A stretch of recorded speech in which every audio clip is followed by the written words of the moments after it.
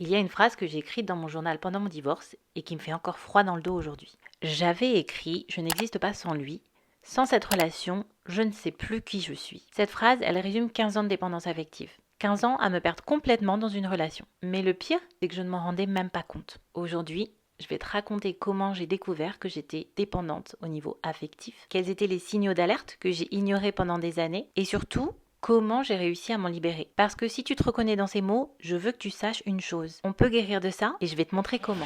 Qu'est-ce que c'est que la dépendance affective? La personne dépendante affective recherche constamment l'attention, l'approbation et l'affection des autres pour se sentir bien. Et en particulier, elle va rechercher ça chez son partenaire amoureux ou chez sa partenaire amoureuse. Quand j'ai traversé mon divorce, je pensais que le plus dur allait être la séparation en elle-même. Mais en réalité, ce qui m'a vraiment bouleversée, c'est de me retrouver seule face à moi-même pour la première fois depuis toujours. J'ai compris que j'étais pas juste triste, mais que j'étais très attachée, complètement dépendante et épuisée par le besoin d'être aimée. Et que c'était ce même besoin qui m'avait menée dans cette relation et dans toutes mes relations précédentes. Je recherchais la confirmation de ma propre valeur à travers principalement mes relations amoureuses. J'essayais de combler un vide intérieur qui était là depuis très longtemps. Je ne me considérais pas du tout comme une personne étant digne d'amour, alors que c'est quelque chose dont j'avais extrêmement besoin. C'était vraiment ma motivation principale pour être en relation. J'avais peur qu'on m'abandonne, j'avais peur de ne pas être choisie, j'avais extrêmement peur de me retrouver seule. Alors, pour pouvoir rester dans une relation coûte que coûte,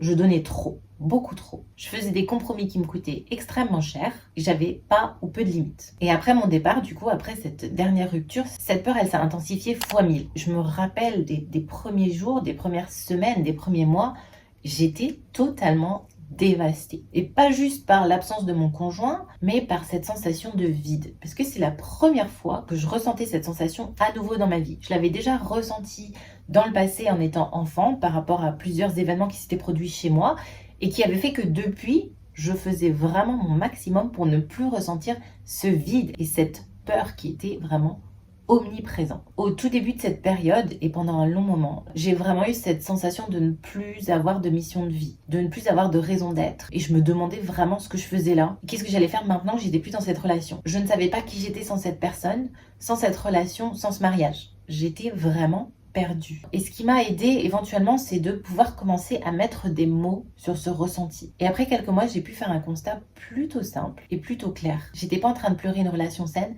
je pleurais un lien qui me définissait depuis beaucoup trop longtemps. Tu ne manques pas forcément de l'autre, tu manques simplement de toi-même.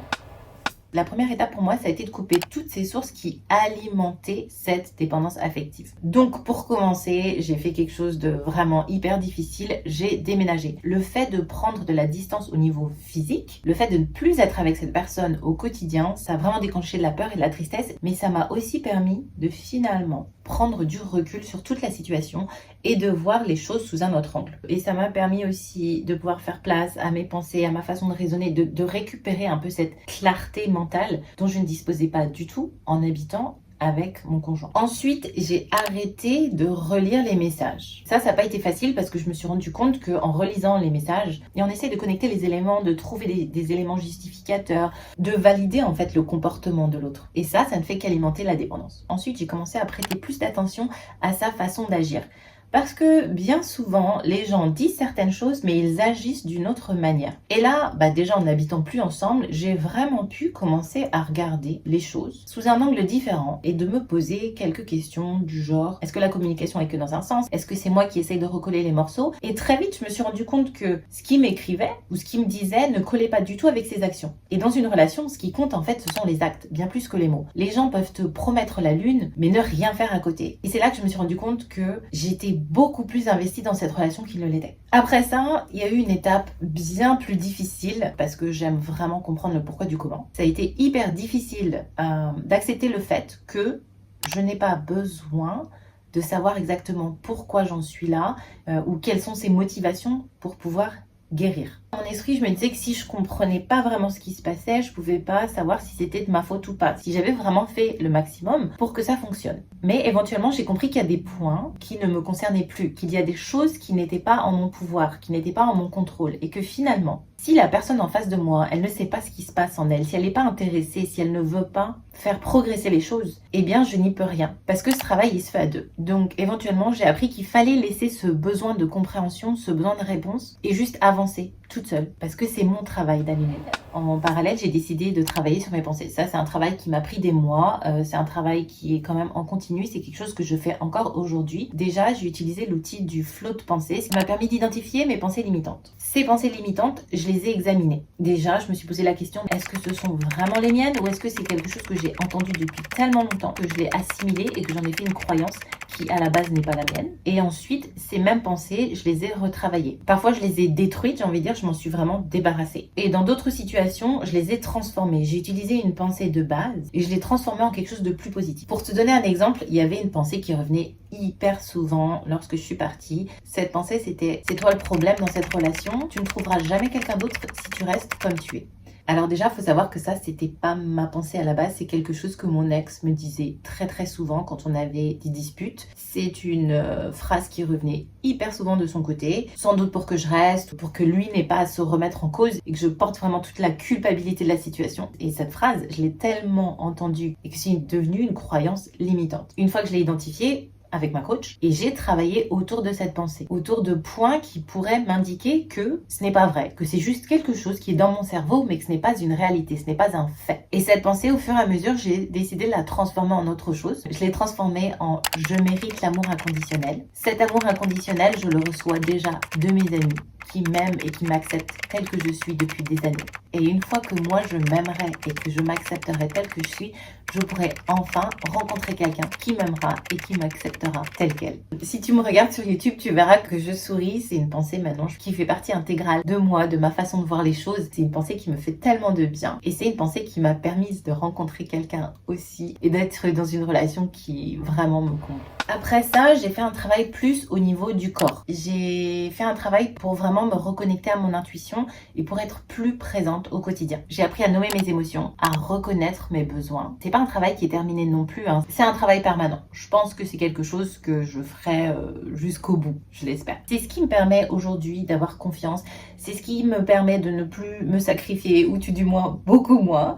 En fait, je sais maintenant que mes émotions, qu'elles soient positives ou négatives, elles sont là pour m'indiquer quelque chose. Elles ne sont pas là pour me gâcher la vie. Ce sont juste des façons de me dire attention, peut-être qu'il y a quelque chose qui va pas, ou attention, peut-être qu'il y a quelque chose qui est vraiment bon pour toi, donc fais-le plus souvent. Mes émotions, elles sont là pour me protéger, elles sont là pour me faire grandir, elles sont là pour rester connectée à mes valeurs et à mes standards. Plus j'y prête attention, plus je me reconnecte à mon instinct, plus je me respecte. Et quand je fais ça, que je suis vraiment connectée avec moi, ce que je dégage, c'est plus du tout la même chose. J'attire plus les mêmes personnes. Je me retrouve plus dans les mêmes situations un peu farfelues qui vraiment me gâchaient la vie. Ça a été vraiment un tournant décisif dans ma guérison. L'écriture.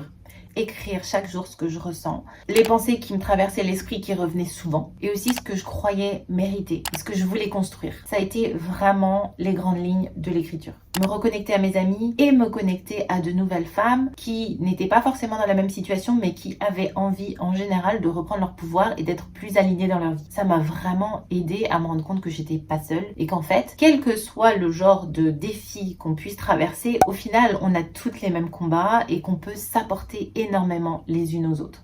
Me faire accompagner par ma coach, par ma psy, par ma thérapeute de somatique, mais aussi grâce au podcast, aux livres, aux réseaux sociaux. J'ai eu accès à énormément de contenu positif. C'est ce qui m'a aussi fait découvrir et comprendre la notion de dépendance affective et c'est ce qui m'a permis de trouver des clés pour pouvoir m'en sortir, pour pouvoir changer ce style d'attachement et cette façon de me voir. Et surtout, j'ai appris à ne pas fuir ce vide qui me tétanisait parce que c'est dans ce même vide que j'ai commencé à me retrouver. Aujourd'hui, je dirais pas que je suis 100% guérie, mais je sais que je vais beaucoup mieux. Ce chemin, il a été très long, solitaire. Vraiment, il y a des fois où j'ai vraiment eu envie de baisser les bras. Mais je sais que c'était aussi une étape incontournable à ma reconstruction. Je suis consciente, présente et par-dessus tout, je me sens vraiment en paix, en sécurité et j'ai confiance en moi. Et c'est quelque chose que j'avais pas ressenti, j'ai envie de dire depuis des années. Je sais même pas si c'est quelque chose que j'ai jamais ressenti dans ma vie. J'ai appris que l'amour n'est pas censé faire peur, que l'amour c'est pas les montagnes russes, que ça peut être facile et que ça peut être hyper agréable. Je sais aussi qu'aimer c'est pas se perdre à travers quelqu'un et qu'on peut opter pour des relations qui nous nourrissent plutôt que pour des relations qui nous réparent, qui comblent un vide. En fait, je suis tout simplement devenue la personne que je recherchais chez l'autre. Et ça, ça n'a pas de prix. Si tu vis ça aujourd'hui, sache que tu n'es pas le problème. Il n'y a rien d'anormal là-dedans. Si tu es arrivé jusqu'à cette vidéo, c'est que tu es en train de revenir à toi. Et cette chaîne, ce podcast, ils sont là pour ça, pour t'aider à te reconstruire sans te sacrifier. Si tu aimes cet épisode et que tu as appris quelque chose aujourd'hui, surtout n'hésite pas à liker cette vidéo sur YouTube. Et si tu as choisi le format de podcast, n'hésite pas à me laisser 5 étoiles sur ta plateforme d'écoute préférée. Cela permettra à d'autres femmes de découvrir ce podcast. Si tu as une amie qui en aurait besoin, n'hésite pas à lui partager cet épisode. Et surtout, dis-moi ce qui est le plus difficile pour toi aujourd'hui en ce qui concerne cette rupture, en ce qui concerne cette dépendance affective dont tu essayes de te débarrasser. Je lis tous vos commentaires. Je te remercie d'avoir écouté cet épisode jusqu'au bout. Je te souhaite de passer une superbe journée et je te dis à la semaine prochaine. Ciao, ciao!